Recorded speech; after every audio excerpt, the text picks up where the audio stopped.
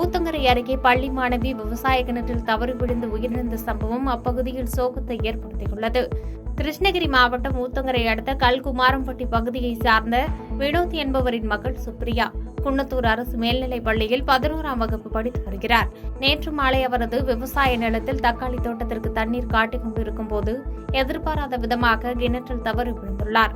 இதனை அறியாத அவரது பெற்றோரான வினோத் மற்றும் ரேவதி தம்பதியினர் சிறுமியை காணவில்லை என்று இரவு முழுவதும் தேடி வந்தனர். அப்போது சந்தேகத்தின் அடிப்படையில் சுமார் 50 அடி ஆழம் கொண்ட விவசாய கிணற்றில் உள்ள தண்ணீரை ஊத்தங்கரை தீயணைப்புத்துறை உதவியுடன் வடித்து பார்த்தபோது சிறுமி சடலமாக மீட்கப்பட்டார். இதுகுறித்து சாமல்பட்டி போலீசார் வழக்கு பதிவு செய்து விசாரணை மேற்கொண்டு வருகின்றனர். உயிரிழந்த மாணவியின் உடல் ஊத்தங்கரை அரசு மருத்துவமனையில் பிரேத பரிசோதனைக்காக அனுமதிக்கப்பட்டுள்ளது. பாதகம் செய்பவரை கண்டால் நாம் பயங்கொள்ளலாகாது பாப்பா, மோதி மிதித்து விடு பாப்பா, அவர் முகத்தில் உமிழ்ந்து விடு பாப்பா. அண்மை செய்திகளை உடனுக்குடன் தெரிந்து கொள்ள இணைந்திருங்கள் இயம்நாடு தொலைக்காட்சியுடன்.